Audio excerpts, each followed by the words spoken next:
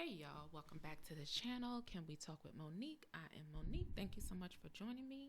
Please remember to like and subscribe and hit that little bell so that way you know of my next uploads and when my next topics that are coming up in my next podcast.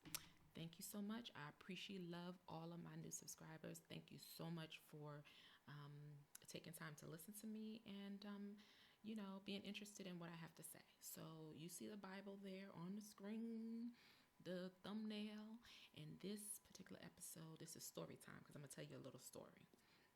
So this particular episode is about the Bible thumping religious narcissist. Now I'm not here to make fun of anybody or to down anybody about what they believe and their beliefs because clearly if you've looked at my other videos, I have a relationship with God. And if you don't, that's perfectly fine. You can still listen and learn something. But this particular video is about that Bible thumping religious narcissist. Let's get into it. So I'm going to tell you a story about an individual in my life, in my previous life, meaning previously, that is a part of a organization that supposed to help people to gain a more substantial relationship with the Most High and Lord by going out and preaching to people, and then also this person goes out and gets on the stage or the pulpit, as you would say, and gives their recitals and talks and what have you, and they're a part of a religious community, right? So let me tell you the story, because a lot of us think that because someone has a particular title that they're going to behave in a certain way, and as you know, we learned that just ain't true. And I'm not making light of the situation, but guys, after going through a lot of trauma and pain, sometimes you got to look back at it, and sometimes I look back at it and go, dang, what was I thinking? Like, seriously, why did I even believe them when they showed me who they were like 30 times before? But anyhow, so let me tell you this story. So I'm gonna be doing story times, not naming names and stuff because that's messy. You don't want to do that. But so this particular person is a person in my family, and about 3 years ago, I had a major medical diagnosis scare that led to me having to have surgeries and different types of treatments and that type of thing. Really, really major, right? And so this particular person, I had not had contact. I had gone no contact with them, or they went no contact with me, or whatever the case was. And I was fine with it. I was really, really okay with it. But I thought, like most of us think, naive, oh, it's a major life crisis. They care. Let me just get in contact with them and let them know. That was the wrong move, child. I should have just minded my business, didn't even bother to call on them, and kept it moving. But I didn't know. So anyway, it came around time for me to get ready to have my procedure and everything. And this particular individual asked me, what did I need? And I said, hey, I need food for my family because I'm going to have this major surgery. I'm not going to be able to cook, use my arms.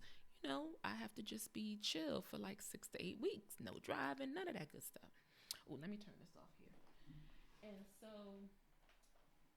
they were like, oh, okay, I'm going to get one of the sisters in my organization, and she's really a good cook, a Haitian sister, and she's going to cook all of this food for you, X, Y, and Z. And I was like, okay. And he got on the phone and calls up in front of me. And I was like, okay, good. Maybe this person has turned over a leaf. Knots, okay? They ain't turned over nothing. They turned over a leaf, all right. They turned it over right where it was before. But anyway, so it gets to the point where I go have my surgery, whatever. I'm like, okay, food is lined up for my sons, my family will eat. I need nutrition to heal. Blase this, blase that. Okay. So anywho, I get home. Well, I had the first surgery, had a few complications, went back in the hospital, had a second surgery, and then came home. Get home, and He comes over the day I get home, and I'm like, okay, I'm looking around the kitchen, but I don't see no food. I don't know yet that, wait a minute, there ain't no food here. I'm still not knowing that situation. But I'm looking around and I'm like, and I asked somebody, I'm like, did y'all have the food? And they were like, no, we didn't get any food. So he comes over, and not only does he not mention anything about the food, he goes in and starts talking about, well, I don't think this is appropriate time for this, but me and your sons don't have to be best buddies. And I'm like, what is he talking about? I just got home from surgery. Ooh, where's he going with this? Little did I know, a lot of times our children or other people will get the narcissist number before we get the number, before we get the tap on our shoulder saying, look, these people, stay away. So my sons ended up realizing that this person was just not correct. And they shut the phone down, stopped returning his calls, and blocked his number. Little did I know that probably initiated a narcissistic injury. So the first thing he says to me as I'm lying there just getting out the hospital for the second time after a second surgery is, me and your sons don't have to be best buds. They don't have to talk to me. I didn't know at the time, but they were tired of the buffoonery. They saw there was some things that weren't right, and they were just like, nah, we ain't dealing with him. And then I asked him, I said, hey, what happened to the food? And he didn't even mention the food. He didn't bring the food up. I had to bring it up. He was like, oh, it's spoiled. Just like that. No response, no explanation, no nothing.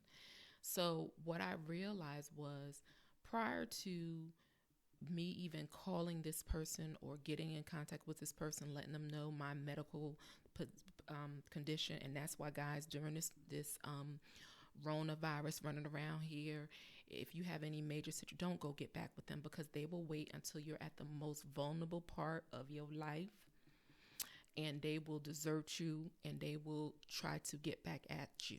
And that's what I realized, like 3-4 years before. We had a little kerfuffle, a disagreement over really nothing. And basically, they will wait to utilize those moments when you really need them the most. So there I was with no food. My sons are going through it because, look, their mom is not well and they're having to heal and that type of thing. And but see, God will have it. Let me tell y'all, he made sure a family friend was able to provide us with all the nutritious, wonderful food, soup, salad, all the stuff we needed. So I was not left high and dry. But this was a family member, Bible thumping, standing on the stage, giving their presentations, telling people that they need to change their lives. Narcissists. So, but like I said, he did not mention to me anything about the food. I had to ask him. And that's how that situation went down. But a lot of us, I had to sit back and reflect on the situation, because what happens is you can't just blame things on other people. This person showed me exactly who they were from Jump Street many, many moons ago. Messy, messy, messy boots with many other people in the family with history. So it wasn't like I did not know. Okay. But what happens is we tend to think that because something major happens, that changes people. No, it doesn't. If these people, their personalities are set. And because something happens, that doesn't mean they're going to change. And this particular situation showed me straight up and down that no empathy, no care, no nothing. And if there's a narcissistic injury, trust and believe they're going to do whatever they can to get you back. Whether you lying on a surgical bed, whether you got the coronavirus, whatever the case may be, they will try and make sure that they get you back, because it's always about winning with them. So they really don't care, family or not, right? But the religious narcissist is really dangerous, because a lot of people let down their guard. Number one, trust them. Number two, give vulnerable information out to maybe clergy, priests, pastors, prophetesses. There's all these names and these people professing to be all of this stuff these days. But one of the things is, I think now with this coronavirus that's running around, we're going to start to see a lot of these religious leaders. We're seeing it even with our governmental officials. We're going to see their mask slipping, or a lot of whole masks going to slip, because I think a lot of people are not going to be attending church, and they're going back and forth. Some major religious leaders are bickering amongst themselves because of this, quarantine and not being able to have their parishioners there. Um, this is my personal opinion. Of course, there's not going to be the collection of money that they normally get. So I think some, religious leaders might be a little bit pressed, because some of them still need their jets and their private planes to get where they need to go.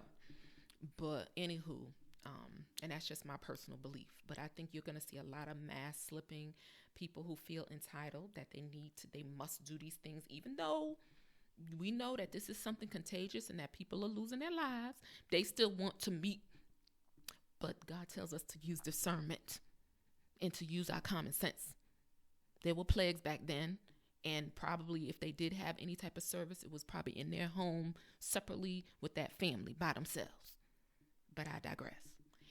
Anyway, but yeah, I think you're going to see a lot of people's mask slipping, and religious narcissists, like I said, are very dangerous because people trust them. They trust that title. They trust the cloth. They trust the appearance of someone who is holy and God-fearing. But behind all of that God-fearing, holiness, Bible thumping, Genesis, Exodus, Leviticus is the devil himself. So religious narcissist. So yeah, this particular person though has a double whammy, because they are within this religious organization climbing their way up the ladder, and then they got a background in mental health. Lord have mercy. Whoo, that is dangerous. Okay, that's dangerous to the 10th power. Being in a religious organization and then having a mental health background in the like social work, psychology. That right there is a deadly combination to a narcissist, because they're going to use you psychologically, and then they're going to hit you with the Bible and tell you some scriptures about how you should love, how you should forgive, and how you should, not judge people. Even though they sitting there scheming and trying to kill you, they're going to tell you that you should forgive people, thou shalt not kill, but they got the knife just stabbing you in your back. But and this is not funny. It's just that if you've been through some sort of trauma or some sort of situation like this, you just can't sit back and just let it engulf you and take you with it. Some of these things we have to sit back and just laugh at them and go, what was I thinking? Like, this person showed me like 35,000 times who they were, the devil, and I just didn't believe it. And the other thing that it should help us to realize that titles mean absolutely nothing. You can be the head of state from the highest position in the world to the lowest position, but a title means absolutely nothing. It's your actions, it's your fruit, what you do, what you say, how you treat people is how I'm going to judge you and relate to you. Your title means nothing, right? Because you could be, like I said, the priest, the pastor, the reverend, the prophetess, all these titles floating around here these days, child. And these are some of the most wicked, people walking the face of the earth. They got all of these high titles. They got all of this garb. And when you go home, they're torturing their families, torturing themselves, and torturing anybody that comes in contact with them. So title means absolutely nothing. That to me is just a mean. These titles are means for some of these people to hide behind a title. Yes, I'm a reverend or a pastor or a bishop, it's just so many titles. But behind it, they're doing the most, and at Magic City, dropping it with the strippers. You know what I'm saying? So titles mean absolutely nothing. They don't mean anything to me. I respect people for who they are, how they treat me, and how they carry themselves. And like I said, a lot of masks are going to slip. In the religious community, you're going to see it because they can't do what they want to do. These narcissists right now are really kind of pressed because they can't maneuver the way they normally do. So I think they're going to try to change up some of their behavior, try to stay low key, covert, but they can't help it. Their mask is going to slip. And I think we have learned a lot about these individuals. So we might be able to, you know, pick them out. But I think a lot of them are going to go covert, like underground, like, the CIA, FBI, and all them other agencies. I think a lot of them may end up doing that because it's going to be hard for them to manipulate people. But shoot, they might try to come at you and they need a place to stay. They're going to come with their good game and their good, oh, I need a place to stay. They may need some toilet paper, ain't got no toilet paper at home. They ain't got no ramen noodles. So they gonna step up their game, but they gonna keep that mask on longer. You know what I'm saying? They gonna step the game up. They might, come at you with, oh, you might be sick. I'll, take care of you. That type of situation. Don't even fall for it, because tell them we don't want their ramen noodles. We don't want their 4 or 5 ply toilet paper. And we don't want none of their lies and their games and their tricks, because they're going to really, really try. And really, guys, a lot of these individuals, they will go around and have the Rona and come to your house and give it to you. And just from my story alone, you should be able to see if you get sick, they're not going to be there to help you. They're going to be on some other, next level, preaching in the pulpit, going on to the next person. So I would not open myself up if I were any of you guys, because I know the doors are going to be knocking. The text messages are going to be coming through from people you ain't heard from in 6, 7, 8 months to a year. Sometimes they say these individuals will call you 25 years later. Who does that? I mean, just a hot ghetto mess. But yeah, be on the lookout for these individuals to contact you, to come at you with some sob story. They might have just got kicked out from one of their other folks that they was with, and they need a place to stay.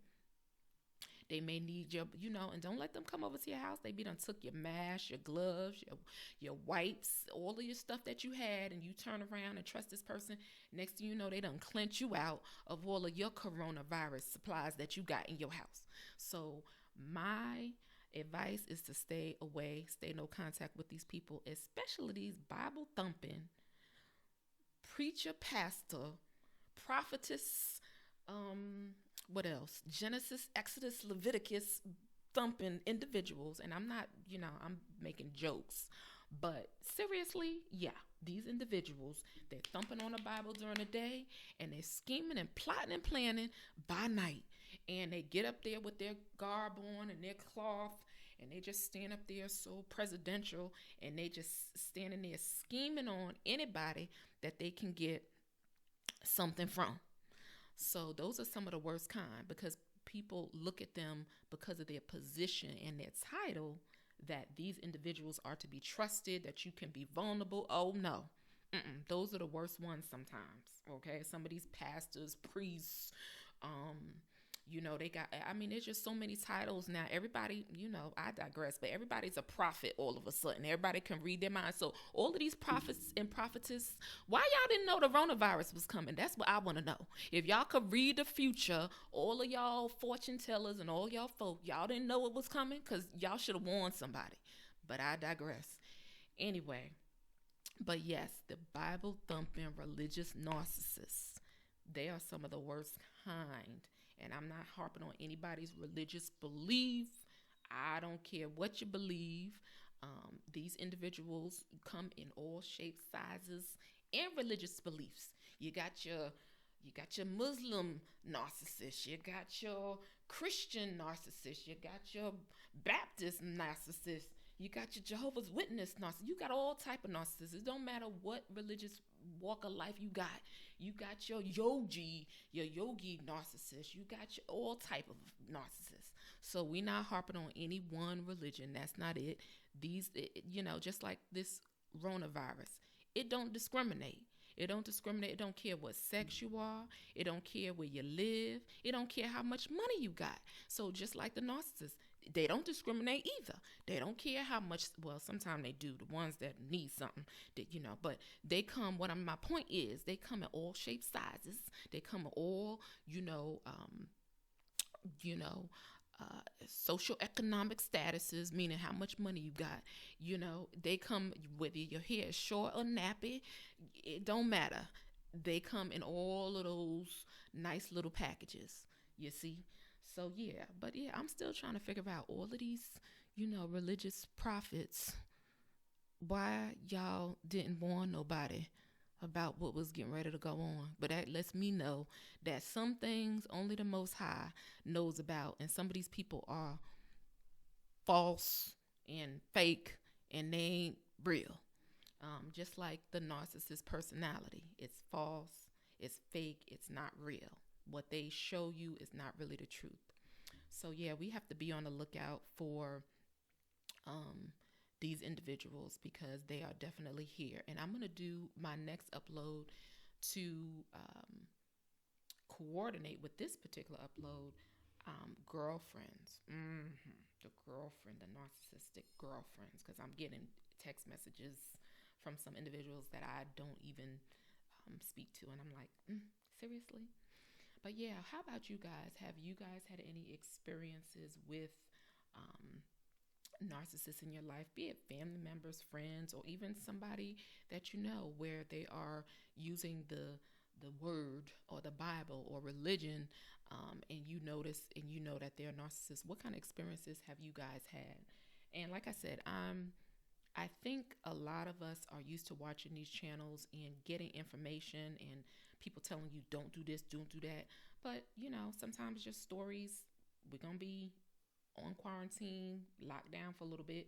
So, you can tell a story without giving out all the information, without giving out all the 411. And a lot of us will realize we have some of the same similar stories because these individuals, they have their characteristics. Look out, I have a video coming out about the 9 characteristics of narcissism. And of course, that lack of empathy, entitlement, all that good stuff. But, you know, this Bible, honey, they may use that Bible to try to wear you down, make you feel guilty. But if they're not doing what they're supposed to do, and they are just clearly narcissists, I don't care what title you got. You could be the Pope. It doesn't even matter. You are who you are. And, what did the Bible say? You will know people by the fruit. Yeah, you will know how they behave, how they act, what fruits, what do they produce. But yep, that's my story time, guys. It happened. And like I said, I don't use this. I don't look and view some of these experiences. They were traumatic and I'd rather not have them. But I truly believe that some of what I went through was to build me and to strengthen me for the things that were to come, including the things that we're facing today, right? So I believe some of that was, me going through my trials to really help me to see what I was doing with my life and where I was going with my life and, trajectory of it. Was I living in my purpose? Was I being honest with myself? How did I feel about myself? Did I love myself? All of those questions and the things, it was to build the sustenance and more character in me and really to sharpen me. You know, and for me to live in my purpose. So I don't look at it as just a negative overall. But honey, these folks are a hot ghetto mess. And, you guys have probably had some experiences like that too. So I want you guys to like, subscribe. Don't forget to give me a thumbs up. And let's continue to share these story times. And I'll be doing another story time shortly. But thank you so much for joining me on Can We Talk with Monique. Peace, y'all.